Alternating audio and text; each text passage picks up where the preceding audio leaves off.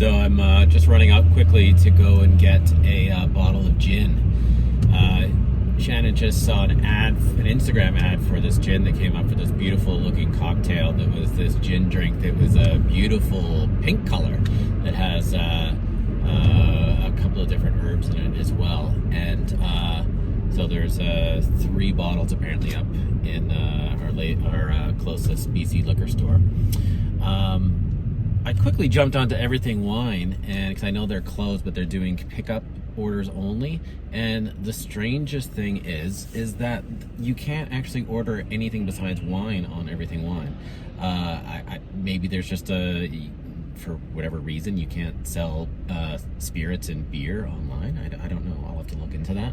But that seems really, really strange, because the way that it looks like right now is that when you go up to the Everything Wine door, you have to show them your ID, of course, and then show them your online order number, and then they will pick it up for you. But if I can't buy beer or gin, well, what the hell's the point? Come on. I do like wine. I don't buy a ton of wine. I have wine. I do enjoy wine when I think about buying it, but I don't get it. I'm gonna make a call. Let's get to the bottom of this. Anyways, so my second option is to go to the BC liquor store, and there's one close by. Hear the noise in the car? That's very, very frustrating. My car is a brand new car. Not brand, it's 3 years old. But anyways, I digress. The hood apparently is loose on it, and it vibrates from time to time. It's very frustrating. Anyways, yeah, we're just a couple of blocks away from BC liquor store, so I hope to grab one here in a second.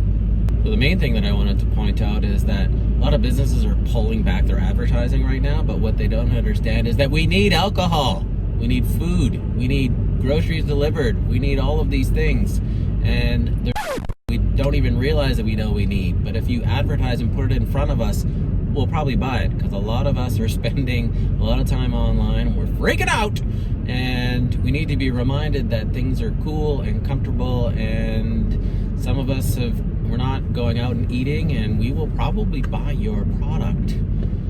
So you should really be advertising right now. You should be continuing to advertise if you can. Granted, I understand if you're scared about how long this is going to last, you don't want to spend your money, but at the same time, if you're not advertising, what is going to happen to your revenue if people are going to forget about you?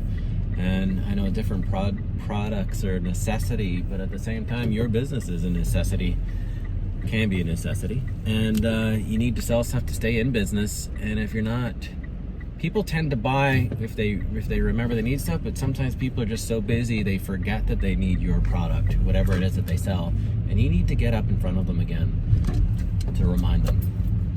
So anyways, that's my little advice that no one asked for. So I think I found it. Here it is on the shelf, or I just grabbed it from the shelf. Pulled it around the corner. It's $49 here in Vancouver. So it's kind of funny. I just walking into the liquor store. I usually bring my own bag, and as I parked right in front, and I went to the trunk, got my bag, and then right as I'm walking in, there's a sign on the door about please don't bring in your own reusable bags or container. So it's like, all right. And I turn around and I throw it back in my car, and then I go in and I find the booze relatively quickly. And then as you go to check out, there is the social distancing. So there is like 6 feet of space between me and the front of the line, and there was just one person checking out ahead of me. And then I go up, I wait for her to acknowledge me, I step forward. It's kind of like the soup Nazi in a way. I made my purchase, and then she puts the bottle down on the container, and then there's a paper bag there, and then she looks at me and gestures, well, go bag it. And I'm thinking like, well, why couldn't I just use my own bag? You don't want me to bring in a bag so that you don't have to touch my bag. And now I understand that you don't want to touch, or I may not want you to touch the bag that you just touched, but why can't I just use my own bag then? It really doesn't make any sense. And so now I've taken paper, which fortunately I can recycle, but I didn't have to take the paper. I could have just brought my own reusable bag. So the system breaks down. It's just stupid. Anyways, I'm off now to the grocery store to get some thyme, basil, and rosemary. So 3 stores later, I now have all the ingredients to make this cocktail. Oh, it better be good. I think it will be good. What's life without a mission? Come on. Interesting development at the grocery store is that it now says 1 person per family to do the shopping. So don't you dare go out as a couple. Because one of you is going to have to wait in the car. Strange times indeed, Jimmy. Strange times indeed. It's a couple minutes away from 7 o'clock. So maybe if I'm lucky, I'll hear a little bit of cheering and celebration. 4 minutes away, actually.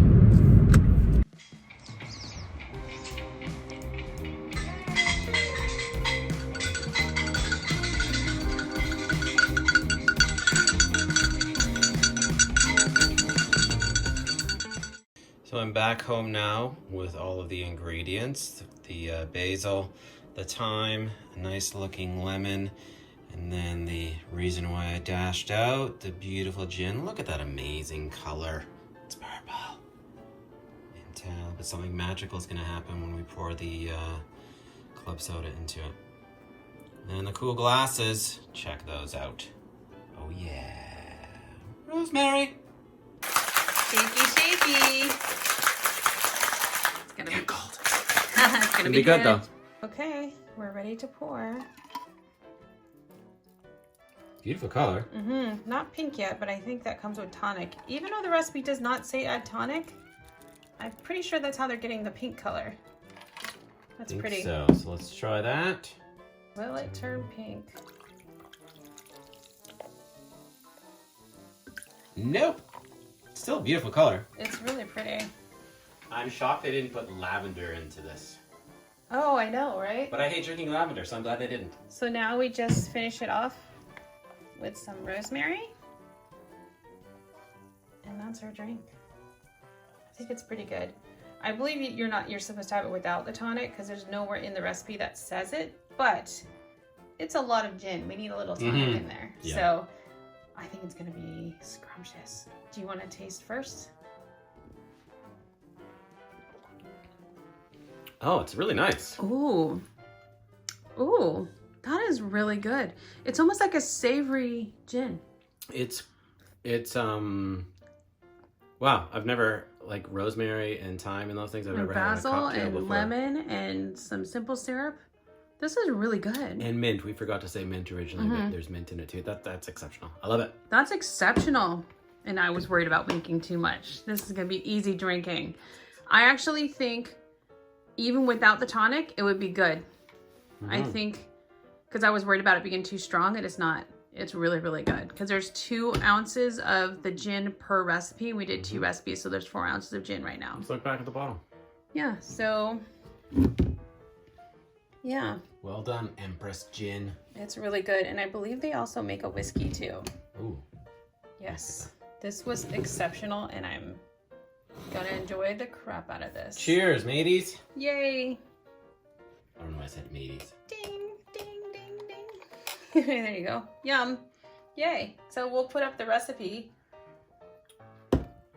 in the link below so you guys can try it too if you have access to it. It's made in Victoria, BC. So if you're in Canada, you'll be able to get it. I don't think you're able to get it in the States yet, but you never know. You never know. You can still try it with any other gin. It's just like it's got orange in it and thyme, I think it said. Not thyme. It's basically got an orange flavor to it. But it's really, really nice. So yeah. Strong ass gin though. Strong. We'll put a link to the site so you can read about it.